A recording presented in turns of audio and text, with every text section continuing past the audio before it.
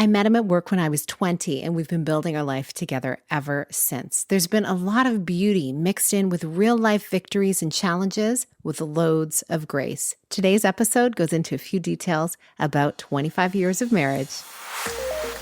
Hello, and welcome to the Connect podcast. This show is all about helping you connect to your soul's calling so you can take action on it.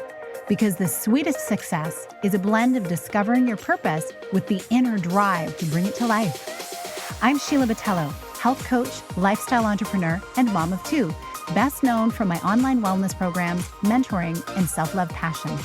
Listen in for inspiring interviews, solo chats, and Q&A sessions that will move you past overwhelm towards what lights you up.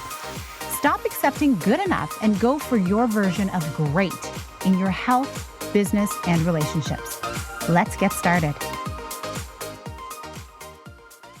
Hey, welcome to the podcast. Today is a solo episode. Traditionally on the podcast, I do a Q&A session one Wednesday, and the following Wednesday, I do an interview with someone.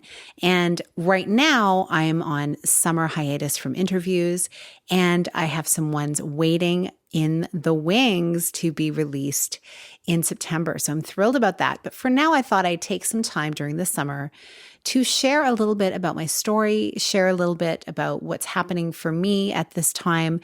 And hopefully there are some nuggets of wisdom in there that can be translated into whatever it is you are experiencing as well. Because I do believe each one of us carries wisdom from our experiences that can impact each other in a very positive way, whether it's in our relationships or in our careers or in the way that we parent. If you haven't already heard, I've recently opened a new online community called the Elevating Women Wellness Circle. You can go to sheilabatello.com/subscribe to get the link to join for free, as well as a digital gift to help you elevate your self-care. The link will also be in the show notes, so you can check that out. I'm really excited about the over 100 women who have joined us already to elevate their wellness as they're going after things that are important to them in their lives. I hope you'll join us. Now on with the episode.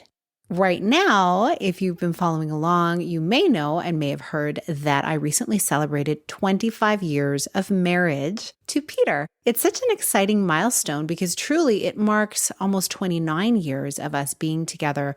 We met on the job and we used to work together. We commuted together back when I was 20 years old. And it was a really beautiful experience of being able to see each other at our best, see each other under stressful circumstances, see each other on highs and sometimes lows.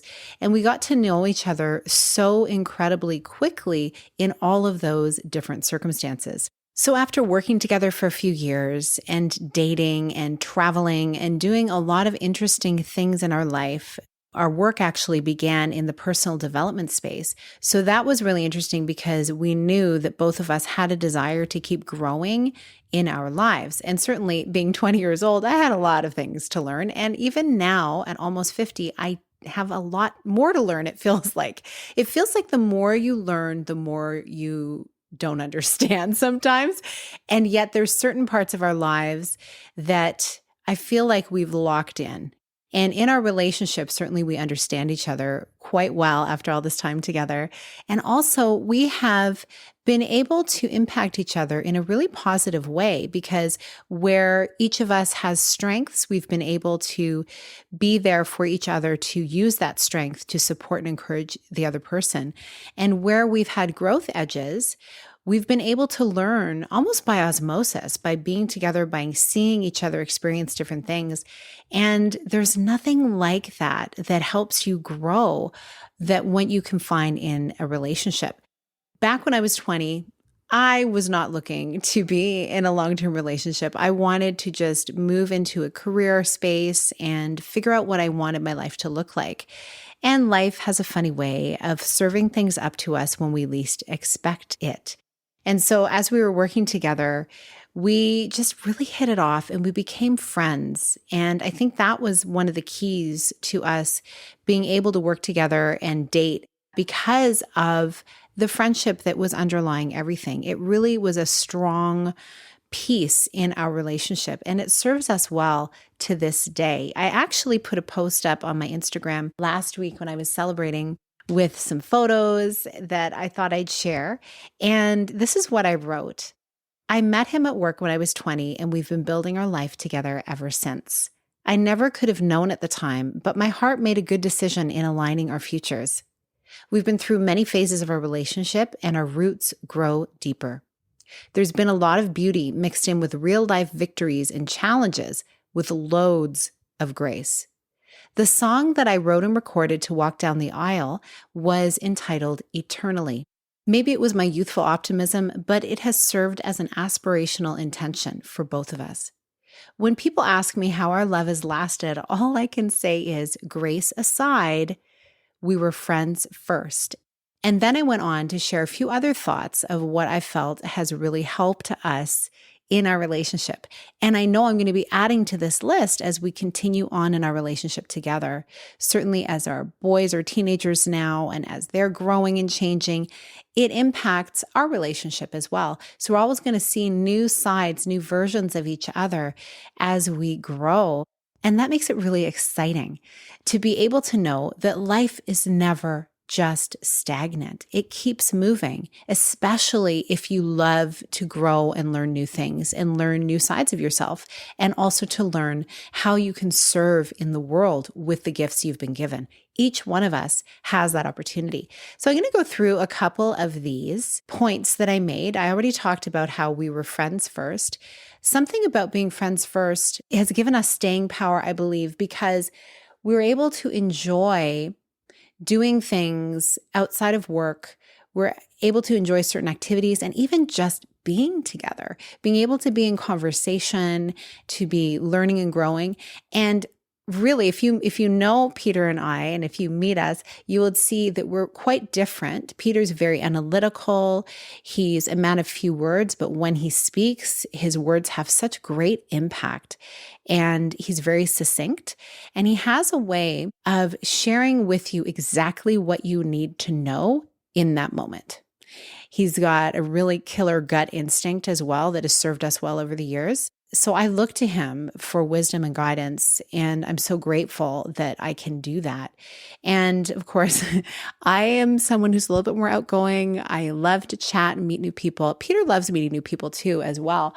It's just since he's with me, he doesn't really need to work so hard at it because there's always new people around.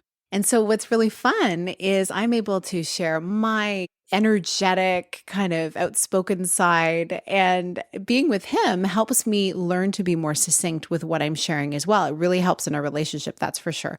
And actually, where we met, I was working in a pretty much male-dominated office, and it helped me learn how to whittle down the important things that I needed to say. Being friends first helped us really look to those things that were important to each other. And we didn't have an agenda. I think that really made the biggest difference. The next thing on the list was we encourage each other's growth, but we don't try to change each other. And then I put in that little post, not that my 20-year-old female conditioning didn't try at first. LOL. When I was a young woman and in my teens and people were talking about dating and meeting the right guy and all that kind of stuff, very often it was modeled for me almost, but I did hear people talking about trying to find a great guy and then molding him into the partner that you wanted them to be. But frankly, there is nothing further from the truth that is possible, because we should be all able to be who we are meant to be, and we should be able to show up and be loved for who we are in this moment. Do I believe in the power of people being able to grow and change? Absolutely. But that's got to come from within each individual person. And frankly, I don't want the responsibility of trying to change anybody. Do you? That sounds like work. And in a relationship, I think the work we should be doing is a work on our own personal selves, in how to be more empathetic and compassionate, better listeners, slower to anger, quicker to forgive. These are the gifts of good relationships. Are they easy? No. That's where the work lies. And we can only be asking that of ourselves. And the beautiful thing in a good relationship is that when we are showing that, often that does just rub off on the other person because they feel loved and cared for, and they want to reciprocate if it is a relationship that's meant to be. So that It is really interesting when you look at how two different people can come together and really balance each other out well and create a beautiful life together.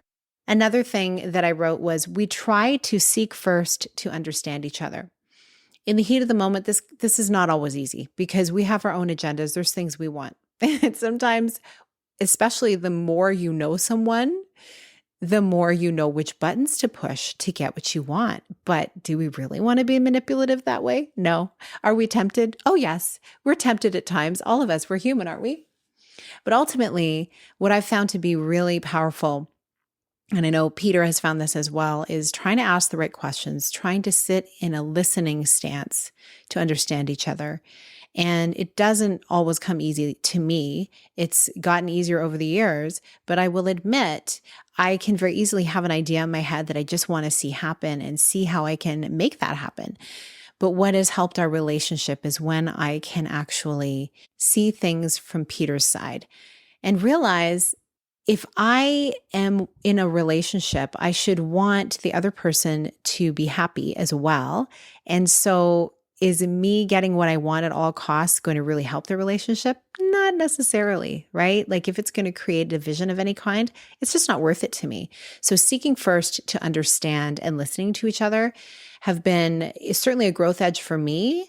Pete's a great, great listener, and he's got a lot of patience for me as well. And I believe we have a lot of patience for each other, and that's because of the love that is in the foundation of our relationship together. The next thing I wrote was, we don't look to each other to fulfill our every desire. That's what self-care and a variety of friends are for. Now, another thing that was modeled to me through just watching the women in my life, and not even really necessarily close relationships, but women in general, sometimes on TV, we learn so much by just looking at what's going on around us. And often I would see women trying to get every single need met from their guy. And if they were into a certain activity or sport or group of friends, their partner had to be all in on all of those things as well. And when you think about this in practical terms, it's just not sustainable because everybody has a different purpose in your life and you have a different purpose in everyone else's life as well. And so in your relationship, it's much more easeful and gentle and kind to spend time together doing those things that both of you feel lit up by. And also to make sure that you have other outlets and things that are filling you up on your own. That is what we call autonomy. And I like to look at relationships like this. A good friend years ago told me there are like 3 parts to your relationship. There is 2 independent people, so 1, 2, and then there's the way you show up together. So that's like the third person in a sense. And if you're a spiritual person, there is, in my case, I would look at God as at the center of that relationship. And God's also at the center of my individual relationship, motivating me to live the way I live and also empowering me really.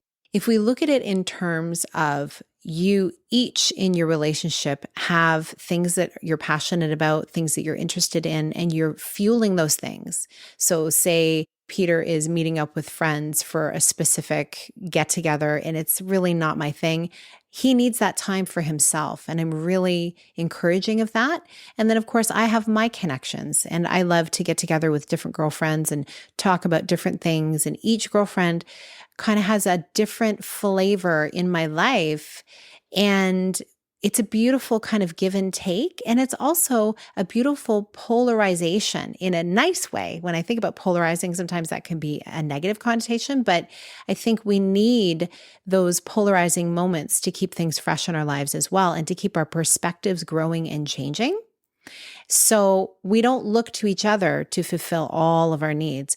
And then when we actually do come together, we're able to talk about the different things that are going on, different experiences, things we're learning, and being able to just enjoy each other for what we bring to the relationship. The next thing I wrote was we laugh together a lot. And I love that that has translated into our relationship with our boys as well, there's a lot of laughter and things that we might watch together, shows and things like that. There's laughter seems to be at the center to the point where we're out doing things and all of a sudden a one-liner will come flying around and we'll all just start laughing, or an eye roll or something will just like capture a moment that we all experience together. And that is a beautiful bonding experience. And it's a reminder that we really can't take ourselves so seriously. Life can get very serious. I mean, I've shared in previous episodes, if you go way back to the beginning to the trailer and then episode 1, 2, 3, 4, I talk about some of the things that I've experienced, some of the really deep losses in my life over the last 7, 8 years, and also the losses that many people have experienced through 2020 and beyond. None of us have gotten away with not losing something or not going through some kind of really stressful experience. So laughter is so important. We need to find ways to bring levity to our life.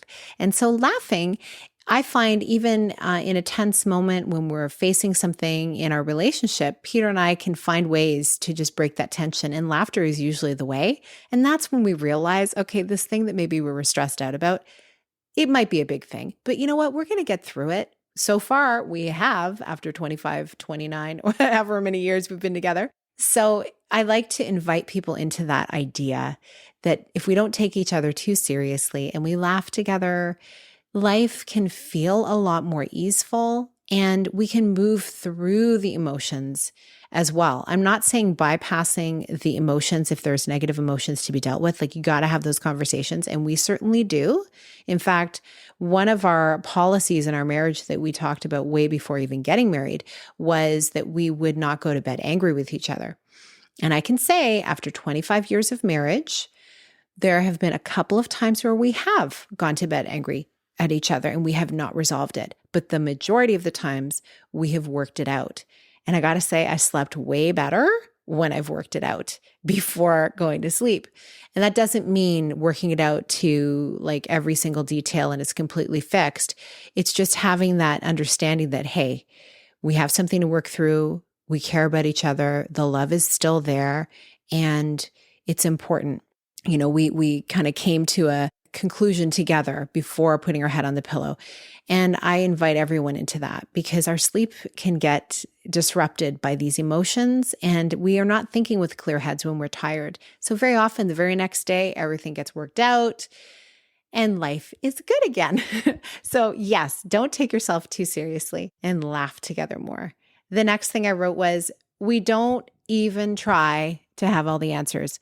I really hemmed and hawed about even doing this podcast because I don't know what it is when I think about giving tips on how to be a great parent, how to raise amazing sons, how to have a great marriage. I think, well, first of all, I've not done it perfectly.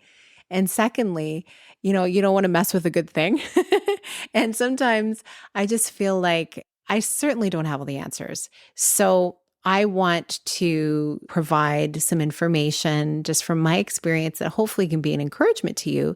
Honestly, there's so many different things that we deal with in our lives that we don't have figured out. Not trying to have all the answers, it takes a lot of pressure off you, but being open to the answers that emerge, being open to hearing what other people are experiencing and being inspired by other relationships has always given me a lot of hope, and it's given our relationship a lot of vibrancy as well. I will say there's various couples in our life that we look to and we say, wow, I just love how they love each other. I love how they care for each other. I love how they show up for each other and how they show up together for other people. That's very aspirational to me. And so I realize that if it's possible for another couple, it's possible for us. I haven't even talked about parenting or any of that. That'll probably be another episode because certainly there's a lot to it in my life as a mom, especially as a mom who has home educated her kids from the time they were 3.5. And my oldest is now 15 going into grade 10. And my youngest, I only have 2 boys, is 13 going into grade 8. So that's a whole other story. But I will say something that has really helped that is the fact that Peter and I were on the same page with how we wanted to raise our boys, how we wanted to parent. Our core principles and values, they were in line Did we ever disagree on how to do things? Oh, goodness, yes, especially in the early days because we were both trying to figure it out. However, on the big things, really, it's been a no-brainer for us, which I attribute that to a lot of grace because I couldn't have planned that, especially because both Peter and I come from very different upbringings. He's from a Portuguese family that moved to Canada when he was 3. I am from a 6th generation British Isles and France family that, lived in the country with a family that, was just very different and so different from Portuguese, right? And they both have beautiful gifts. And so we can bring that into our parenting and into our relationships. But I love to think about, and I marvel at really, how on the same page we are with how we're parenting. Perhaps it's because we were married for 10 years before we had kids, so we really had similar ideals, and we had been through, reading and seminars and a lot of things that helped us to kind of grow ourselves to an extent, to the place anyway that we're ready to finally embark on parenthood. So I will share that in another episode if that's something that you're interested in. I would love to hear how this episode landed for you. I've never just kind of sat and talked off the cuff on this show because I love to be really succinct. I love to be helpful with tidbits of information that can help you move through your life and feel really connected to what's important to you and moving towards your purpose. But this one felt good. I'd love to hear how it resonated with you. And I'd love to hear if you're in a relationship, how long have you been in a relationship? What are some fun things, fun facts about your relationship? How did you meet? I love hearing these stories. So please feel free to DM me or tag me at Sheila A. Botello on Instagram. I would love to hear.